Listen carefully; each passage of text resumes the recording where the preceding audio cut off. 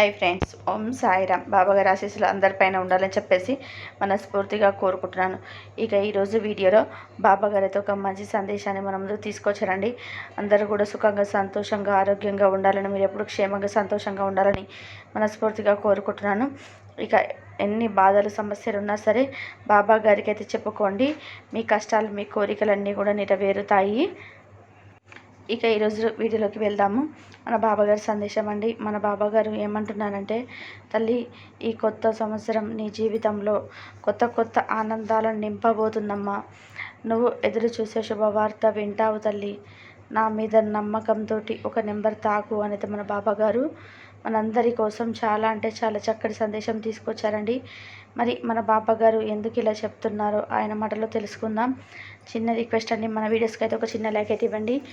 ఇంకా first time చూసే వాళ్ళతో మన సాయిబాబా పిలుపు ఛానల్ తప్పకుండా సబ్స్క్రైబ్ చేసుకోండి. ఇంకా తమిళ చూసారు కదండి, 3 నెంబర్స్ ఉన్నాయి కదా. మీరైతే బాబాగారిని స్మరిస్తూ ఒక నెంబర్ అనుకోండి. ముందుగా అయితే ఫస్ట్ నెంబర్ తాకిన వారి గురించి మన బాబాగారు ఇలా అంటున్నారండి. తల్లి, ఈరోజు రాత్రికి నువ్వు ఒక పెద్ద మాయ నుండి బయటపడబోతున్నావు.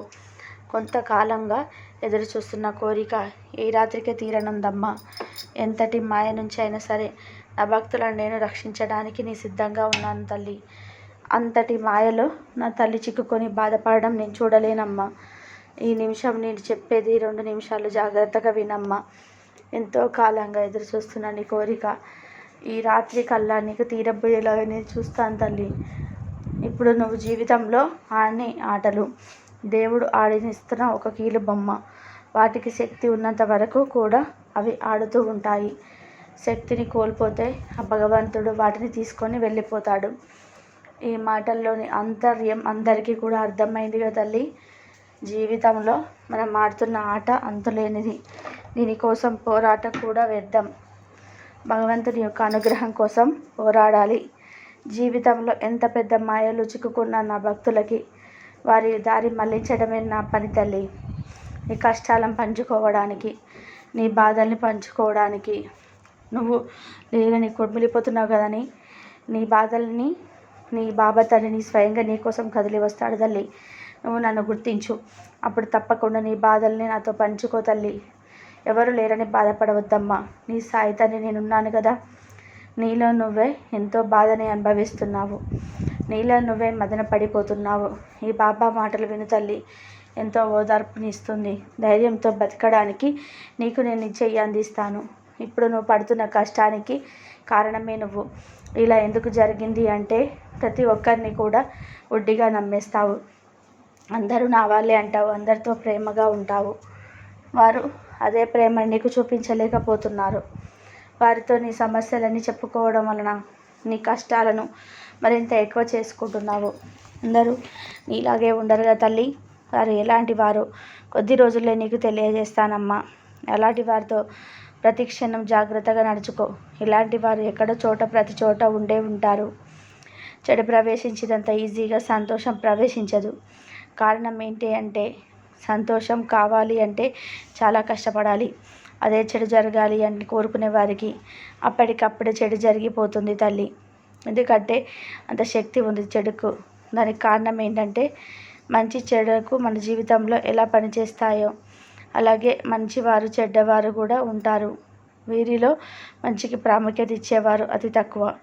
ఎక్కువ మంది చెడుకే ప్రాముఖ్యత ఇస్తారు అన్నది జీవితంలో ఖర్చు లేనిది. అదే సంతోషం కావాలనుకుంటే ఇప్పుడు మనం అనుభవిస్తున్న కష్టమే ఒక ఉదాహరణగా చెప్పవచ్చు.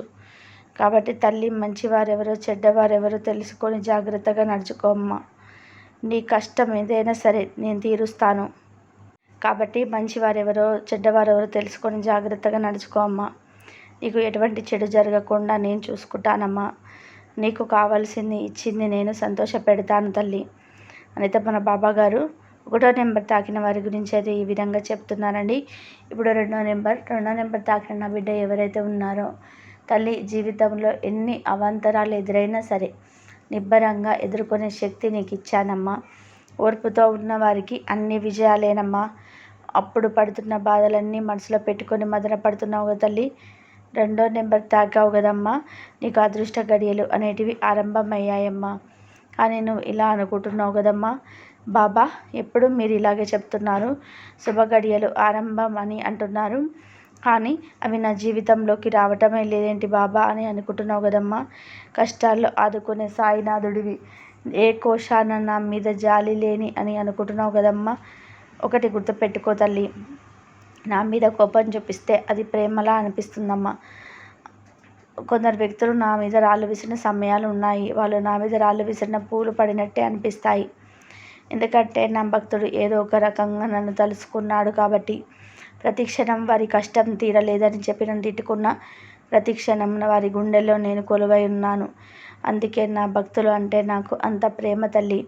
అటువంటి వారిని నేను ఎప్పుడు కూడా ఎన్నడూ మరవను. వారు మరిచినా నేను అస్సలు మరవనమ్మా. ఇప్పుడు కూడా ఎన్ని సందేశాలు ఇస్తున్నాను. కొంతమంది భక్తులు సందిగ్ధంలో ఉన్నారు. తుఫాను వచ్చే ముందు వాతావరణం సహకరించి ఎంత నిర్మానుషంగా ఉంటుందో అది ఎంత నిజమో, అలాగే నా బిడ్డల జీవితాలలో ఊహించని సంతోషం, అదృష్టం రాబోతుంది అన్నది కూడా అంతే నిజం. సంతోషం వచ్చినప్పుడు ముందు నేనే కనిపిస్తాను తల్లి. నువ్వు ఎప్పుడు కూడా బాధపడవద్దమ్మా. ఎందుకంటే నువ్వు బాధపడితే నా మనసు కిరిబిక్కిరి అయిపోతుందమ్మా. తప్పకుండా నీ జీవితంలో సుఖ సంతోషాలు అనేటివి వస్తాయమ్మా. ఎప్పుడు నువ్వు పడుతున్న బాధకి కారణం ఎవరైతే ఉన్నారో వారు రేపటి రోజున తప్పకుండా శిక్షని అనుభవిస్తారు.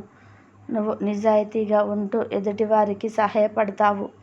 ఇదే నిజాయితీతో, ఇదే మంచి గుణంతో చివరి వరకు ఉండు తల్లి. నువ్వు ఇలా ఉండడం నాకెంతో నచ్చుతుందమ్మా. నా మనసుకు ఎంతో సంతోషం కలుగుతుంది. ఎందుకంటే నా బిడ్డ నా అడుగుజాడల్లో నడుస్తుంది, నేను చెప్పిన మాట వింటుంది, శ్రద్ధ సబూరితో ఉంటుంది అని నాకు సంతోషం కలుగుతుందమ్మా. ఇకపై నీ జీవితంలో అన్ని సంతోషాలే తల్లి. ధైర్యంగా ఉండు. 2వ నెంబర్ తాకిన వారి గురించి అయితే మన బాబా గారు ఇలా చెప్తున్నారండి. ఇప్పుడు 3వ నెంబర్ తాకిన నా బిడ్డ ఎవరైతే ఉన్నారో తల్లి, ఇప్పుడు నువ్వు ఎంతో బాధపడుతున్నావమ్మా. నీ బాబాని నేను చెబుతున్నాను, బాధపడవద్దు, కన్నీరు కార్చవద్దు, అన్నీ సర్దుకు ఉంటాయి. అన్నీ నువ్వు అనుకున్నట్టుగా నీకు అనుకూలంగా మారుతాయి తల్లి. విషయం గ్రహించాలి, నువ్వు ఇంకా చిన్నవాడివి, నీకు ఇంకా ఎంతో వయసు ఉంది, ఒంట్లో శక్తి ఉంది. నీకు వచ్చిన ఈ కష్టం తొలగించుకోవడం అది పెద్ద కష్టమేమీ కాదుగా తల్లి. ప్రారంభ దశలోనే ఉన్నావు. ఈ ప్రారంభ దశలోనే నీకు వ్యతిరేక ఫలితాలు రావడం, నేను నష్టాల ఊబిలోకి తీసుకువెళ్ళడం అనేది బాధాకరమే. మిమ్మల్ని తట్టుకునే శక్తి నీలో లేదు, ఎందుకంటే నీకు అనుభవం లేదు కనుక. కానీ నీకు మరలా చెప్పేది ఒకటే, నీకు ఇంకా ఎంతో వయసు ఉంది, నీ ఒంట్లో శ్రమించే శక్తి ఉంది. నువ్వు ఇటువంటి విషయాలలో ఆందోళన చెందిపోతే పరిస్థితులు ఇంకా తీవ్రంగా అవుతాయి. కాబట్టి నువ్వు ముందు ప్రశాంతంగా ఉండు, ప్రశాంతంగా ఆలోచించు. ఏం చేస్తే ఈ కష్టం దాటగలను అని గుర్తించు తల్లి. కొన్ని రోజులు ఆలోచించడానికి సమయం పెట్టుకో తల్లి. ప్రతిదీ కూడా లెక్కలేదు వేసుకో, అప్పుడే నీకు అంతా కూడా అవుతుంది. ఎక్కడ తేడా జరిగింది, ఏం చేయాలి, ఎలా చేయాలి అనేది జాగ్రత్తగా ఆలోచిస్తే మీకు మంచి భవిష్యత్తు తడుతుంది తల్లి. నీవు ఈ మొదటి దశలోనే దెబ్బతిన్నావు కాబట్టి నువ్వు వేసే ప్రతి అడుగు కూడా జాగ్రత్తగా వేస్తావు. నీకు కలిగిన ఈ కష్టం నువ్వు తట్టుకునే వయసులో నీకు వచ్చింది, నువ్వు ప్రారంభించే దశలో వచ్చింది కాబట్టి నీకు ఓర్పు, నేర్పరితనం అలవాటు అవుతుంది. ఏ విషయాన్ని ఎలా చూడాలి అనేది కూడా నీకు అర్థమవుతుంది. నువ్వు గమనించి చూడు తల్లి. ఎంతో ఉన్నత స్థితిలోకి వెళ్ళిపోయి ఎప్పుడూ కూడా పరాజయం అనేది చూడకుండా, ఎంతో అనుభవం ఉండి కూడా ఎన్నో సంవత్సరాలుగా ఒక ఉన్నత స్థానానికి వెళ్ళిపోయిన కొందరు వారి ప్రారంధ కర్మల వలన హాయిగా ఎటువంటి ఆలోచన లేకుండా ప్రశాంతమైనటువంటి జీవితాన్ని గడపవలసిన సమయంలో వారు అనేక కష్టాలను చవిచూశారు, ఎన్నో ఇబ్బందులను పడ్డారు. వారు కలలో కూడా ఊహించినటువంటి పరిస్థితులకి వెళ్ళిపోతారు. డబ్బులు వారు తట్టుకొని నిలబడడం అనేది ఎంత కష్టమో ఆలోచించవు. నీకు ప్రారంభ దశలోనే ఇటువంటి ఇబ్బంది వచ్చింది కాబట్టి ఇక నీకు భవిష్యత్తులో ఎటువంటి డోకా ఉండదమ్మా. నువ్వు జాగ్రత్తగా నిర్ణయం తీసుకోవడం, జాగ్రత్తగా అడుగులు వేయటం అనేది ముఖ్యం. నీ ఆలోచన సరైనదిగా ఉండాలి. కాబట్టి ఇది చాలా చిన్నదిగా అనుకో తల్లి. ఇక నుంచి మంచి స్థాయికి వెళ్ళడానికి, ఇక నుంచి ఎటువంటి ఇబ్బంది రాకుండా, ఎటువంటి ఆటంకం రాకుండా జీవితంలో ఎదగడానికి ఏం చేయాలన్నది సరైనది ప్రణాళిక వేసుకో తల్లి. నీకు ఎన్నడూ తోడు ఉంటూనే ఉంటాను, నీకు మార్గనిర్దేశం చేస్తూనే ఉంటాను, సదా నేను కాపాడుకుంటూనే ఉంటానమ్మా. నిన్ను పట్టి పీడిస్తున్న చెడు కర్మలు తొలగిపోయాయి తల్లి. నీకు ఇక ఎటువంటి బరువు బాధ్యతలు లేవు. ఖచ్చితంగా ఇందులో నుంచి కోలుకోగలుగుతావు. ఒత్తిడి తగ్గించుకొని ప్రశాంతంగా ఉండు. త్వరలో నేను నష్టపోయిన దానికంటే కూడా ఎన్నో రెట్లు సంపాదించుకొని ఒక ఉన్నత స్థాయిలో ఉంటావమ్మా. నా ఆశీస్సులు నీకు ఎప్పుడూ ఉంటాయి తల్లి. ధైర్యంగా సంతోషంగా ఉండు. సర్వే జన సుఖినో భవంతు. అందరూ బాగుండాలి, అందరిలో మనం ఉండాలి.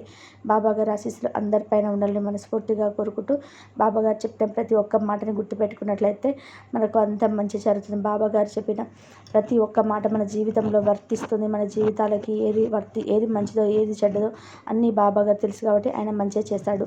సర్వే జన సుఖినో భవంతు. అందరూ బాగుండాలి, అందరిలో మనం ఉండాలి. ఓం సాయిరాం. శ్రద్ధ.